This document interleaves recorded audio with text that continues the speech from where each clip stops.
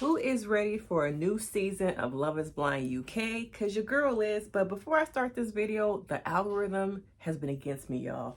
I need y'all to like this video, leave a comment, share, because we want to grow and I need y'all help. So make sure you like, subscribe, even send me a super chat, buy me a coffee. That might be nice, okay?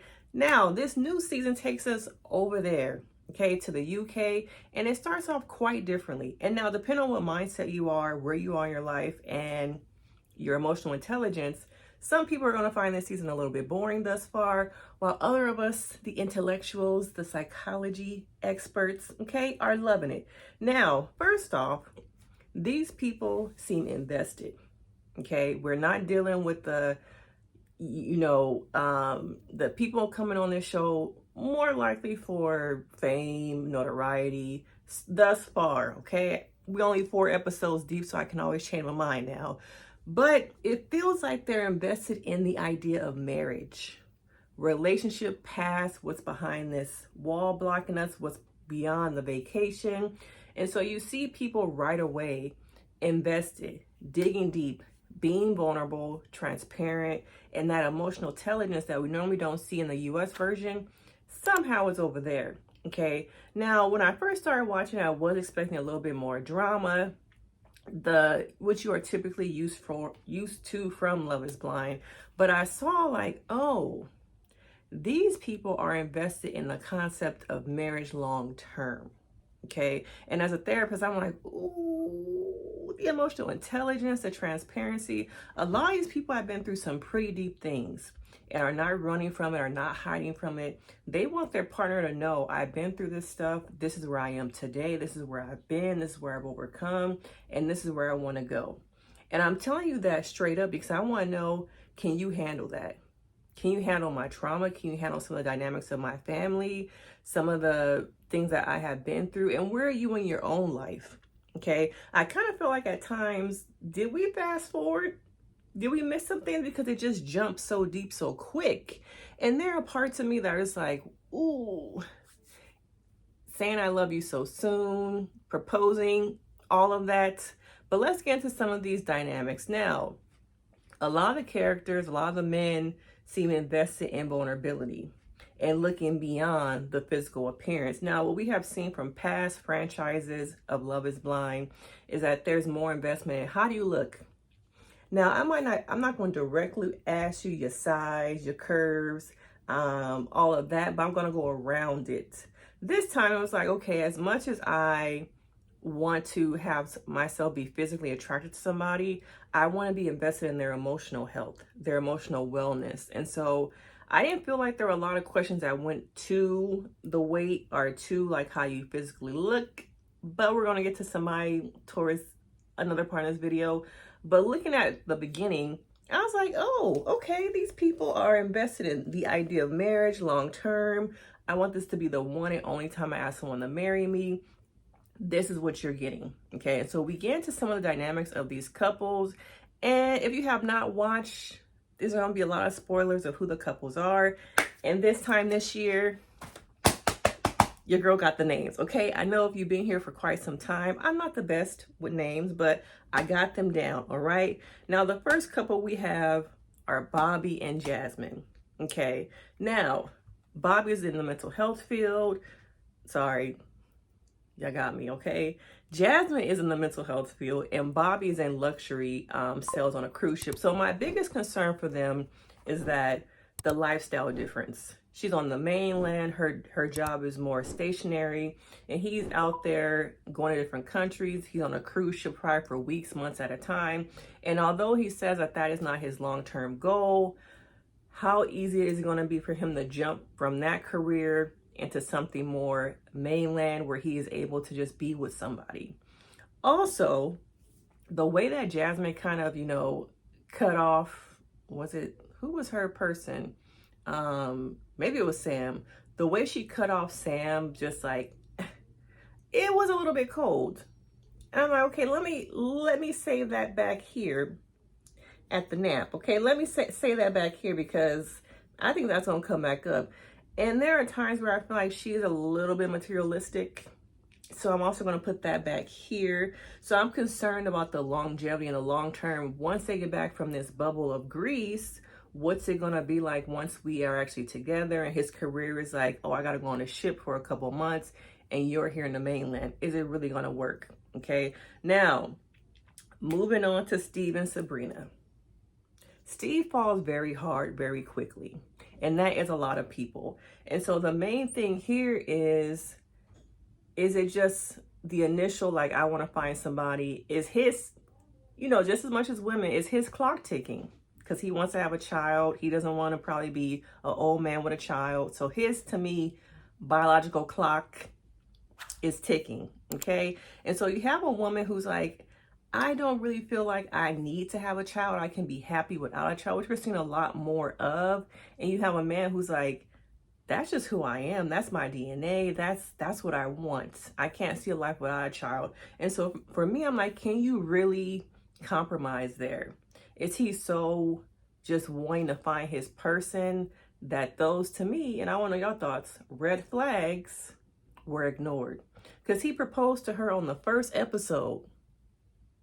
Okay, the first episode. And I was like, I love you, I propose. And he comes from a background where he was with someone. He's been through some trauma in his relationships. And I wonder more about him in depth, about him as a person and the other things he has gone through, because he just ran for it. And we have seen other seasons where people fall in love very quickly. And it does work. Maybe you just know when you know. One of them is like about to have a baby, or she haven't had that baby already because she's been pregnant forever. But we have seen in the past where some people just know and it does work out. But in this case, I'm like, having a child, I just don't know if you can really compromise, like yes or no. And I'm going to also put that in the back of my index back here to come back to that in the further episodes. But it was just a little bit too quick, too soon. Okay. Now, Tom and Maria, nothing's really going on there so far. So maybe in the future it's going to pick up. Are they going to be our boring couple? Because every season we have a couple who's very normal. Things go well and they don't really get a lot of camera time. Just like in the episodes after he chose her, it was just like, okay, I see where we're going right here. Freddie and Catherine. Now, Freddie and his dad jokes, I have dark humor, so I enjoyed it. Now, Catherine, the way they both just instantly like started crying when they met one another, the dynamics of their relationship, she was very into Ollie. And the thing is, something we don't talk about in relationships, what happens when you have a family member who has a chronic mental illness, a chronic disease, something where they need your support a lot. A lot of people don't talk about these things when they first get with somebody or when you're first meeting and talking to them, because that's a big thing. His brother living with Down syndrome and how I'm sure he is very invested and very much into taking care of his family. And sometimes the wrong woman will not be about that. Oh, you're taking time from us. I feel like you spend more time with your family. Your brother's taking up so much of my time. I just feel like you're not invested in me. Some people are so about themselves that they can't see past that. And so I'm wondering long term, or even as we see them grow and develop as one another, how will that family dynamic influence things? And we saw in the preview, and they be adding it to make it more sensational. The sister of Freddie was kind of saying, I just don't know about this one. And so right now we see that they have a good connection. Freddie is built.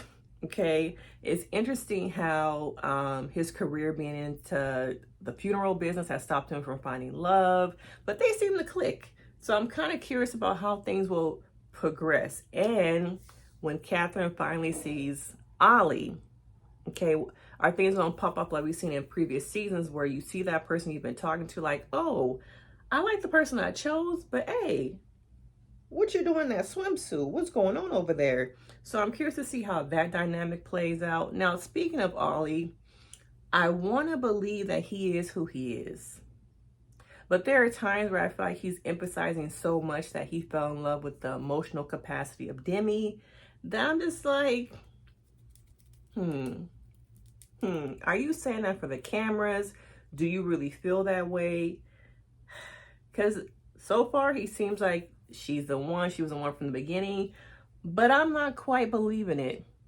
You know, my spidey sense is always kind of like, what is it really giving versus what we see versus what's going to happen behind the scenes, what's happening in that hotel room. Are you really physically attracted to her? Or are you so invested in what you guys had in those pods that is she normally your type? No, but she checks all the other boxes. So I can get used to this, but it's not typically what I go for. And now is Catherine what he typically goes for physically? Okay. And a lot of these people this season seem so much like I need love. I want to feel loved. I have always felt like I was not worthy of love, of someone loving me, being in a relationship. And we saw that with Demi also, and how transparent she is about living with endometriosis and how it affects hormones, fertility, different things, mental health. And to be honest, I wonder if, Ollie emotionally can handle that. Can really be there for her on those light days, those dark days, those different moods. I'm kind of, curious about his real emotional intelligence because he presents very well, like a lot of men do, present very well, but things start to crack, okay? And these first couple episodes did not have a lot of drama. It was more about building the foundation of their relationship. So we see next week, things are going to get a little bit different. Okay. So I'm curious to see as things, you have this facade, you have this image that you're putting on, how long can you really put that mask on? Because to me, at times, it feels like a mask, y'all. And I want to know your thoughts and opinion. Do you think that it's a mask? Is it just me? Okay. So we talked about a couple of the couples now. Nicole, Sam, and Benai. Okay, is it Benaya? Benaya, not benign, not Benaya. See, I'm trying. So we get to this dynamic. Sam comes off to me very codependent. At times I feel like, okay, I see the anxious attachment. I see some of the codependence. I see the insecurities. Is it just that he's a late bloomer and he hasn't had a lot of relationship experience?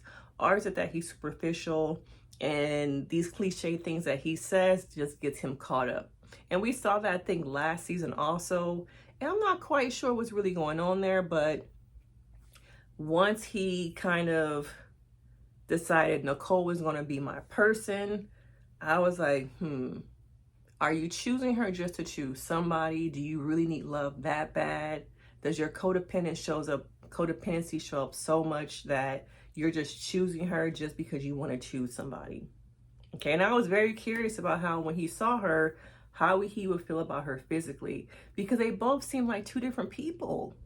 Okay, lifestyles, the things that they're into. And so to me, when it came to Benaya, deciding finally, I really want Nicole, I want to choose her. It was a little bit too late, too little. Okay, and I often felt like, based off the things other cast members said, I feel like we didn't see something, we didn't see a lot. I didn't really get a lot of the superficialness. I got a lot of the clichéness and a lot of the you're saying things because it sounds perfect.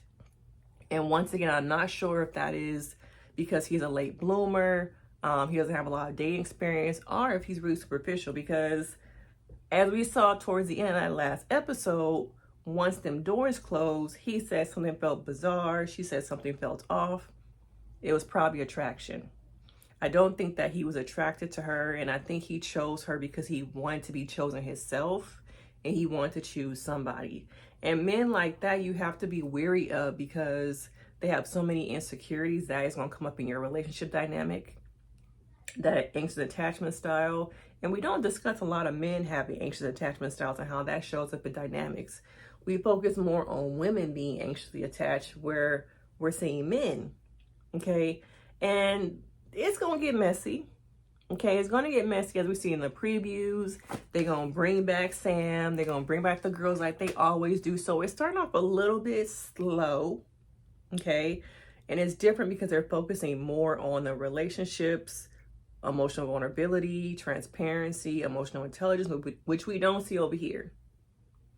Okay, the U.S. can take a little bit of some notes. Okay, but thus far, who do I think is actually going to make it down the aisle? Let me see. Bobby and Jasmine.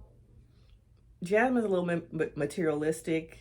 Steven and Sabrina, if they can overcome the whole child thing, she said that she's willing to do surrogacy and adopt.